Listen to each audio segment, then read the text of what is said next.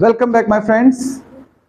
हम लोग बात कर रहे हैं रोटेशनल मोशन। ठीक है, रोटेशनल मोशन के जो भी फॉर्मूले डेवलप होंगे, जो तैयार होंगे फॉर्मूले, उनको हम आसानी से कैसे लर्न कर सकें, इसके लिए हम लोग कंपेयर करेंगे उसको लीनियर मोशन से। ठीक है, यानी जो लीनियर मोशन में आपने कॉन्सेप्ट सीखे वो आपको हेल्प करेंगे रोटेशनल मोशन को सीखने में। कुछ फिजिकल क्वांटिटीज हैं, मैं उनके बारे में आपको बताता हूं। जैसे सबसे पहली चीज, लीनियर मोशन में जो वर्क मास का होता है, ध्यान रखिएगा, यानी जो मास काम करेगा लीनियर मोशन में, वही काम रोटेशनल मोशन में करता है मोमेंट ऑफ इनर्शिया। क्या करता है? यानी हम इनडायरेक्ट वे में अगर कहना चाहें तो मोमेंट ऑफ इनर्शिया जो होता है वो रोटेशनल मास होता है। मोमेंट ऑफ इनर्शिया क्या है? एक तरह से रोटेशनल मास कह सकते हो। Moment of inertia plays similar role in rotational motion as played by the mass in the linear motion. अब सुनिए आगे, मास के बाद अगर हम वेलोसिटी की बात करें तो जो लीनियर वेलोसिटी होती है उसका सिंबल आप क्या लेते हो बताओ? लीनियर वेलोसिटी का सिंबल वी लेते हो कि नहीं बताओ? तो फिर एंगुलर वेलोसिटी का क्या सिंबल होना चाहिए?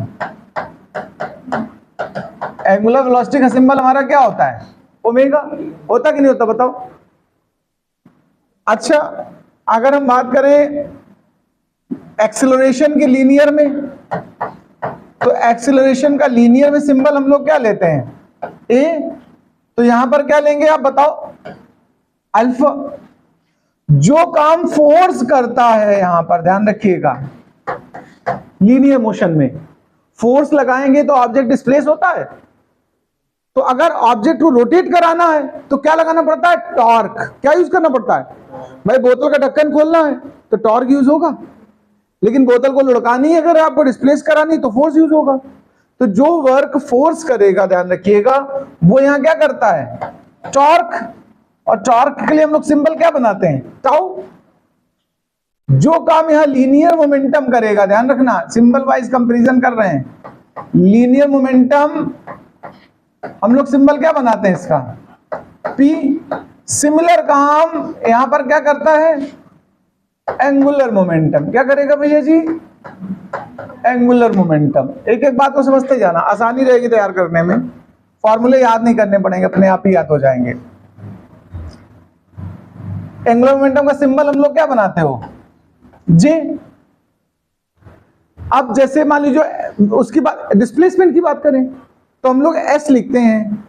क्या लीनियर में क्या लिखते हो डिस्प्लेसमेंट को? डिस्प्लेसमेंट एस होता है कि नहीं होता बताओ? तो एंगुलर में हम अगर डिस्प्लेसमेंट की बात करें तो क्या होता है? एंगुलर डिस्प्लेसमेंट उसके लिए क्या होता है? थीटा। अब कुछ फॉर्मूले डेवलप कर लेते हैं। जैसे एक फॉर्मूला सुनिए, F is equal to M A. होता है कि नहीं होता बताओ? F इज इक्वल टू क्या होता है? M A. अगर हमें इसी का सिमिलर फॉर्मूला रोटेशनल मोशन में बनाना हो तो क्या बनेगा? सुनिए भाई, फोर्स यहां पर है तो फोर्स का कंपैरेटर सिंबल क्या है आपका बताओ? टाउ है। और यहां पर देखो मास आया एम, तो यहां पर मास को हमने कंपेयर किससे किया है? आई से। और एक्सेलरेशन ए को किससे कंपेयर किया आपने? अल्फा से। तो जो F is equal to M A है तो टाउ इज इक्वल टू क्या बन जाना चाहिए? I into alpha. ये relation between torque and moment of inertia आ गया कि नहीं आ गया बताओ? ऐसे ही एक अभी फॉर्मूला सीखा था, J is equal to I omega. वो एंगुलर में होता है, किसमें होता है? अभी हम लीनियर में अगर कहें तो लीनियर मोमेंटम का सिंबल क्या होता है? P। और P इज इक्वल टू क्या होता है? M into V। अगर ऐसा ही फॉर्मूला हमें एंगुलर में चाहिए, किसमें चाहिए?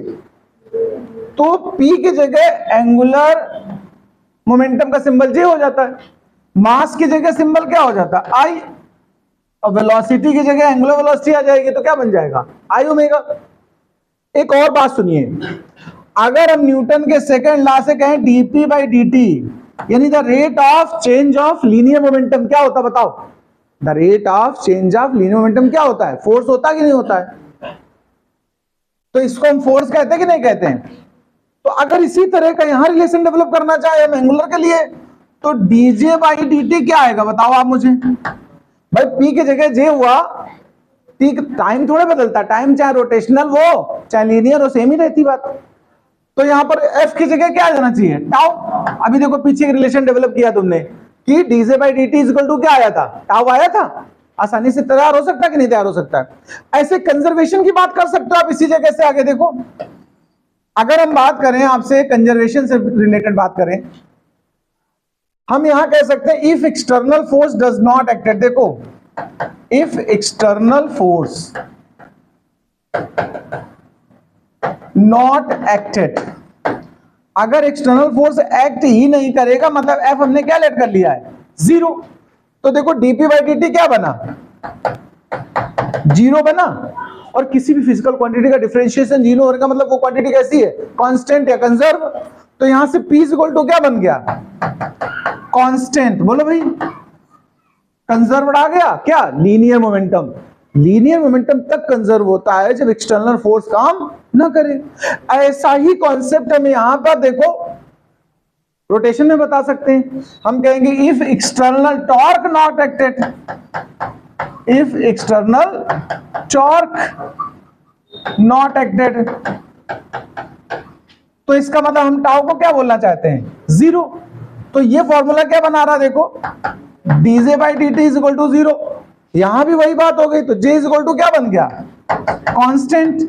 इसको क्या बोलते हैं, कंजर्वेशन ऑफ एंगुलर मोमेंटम।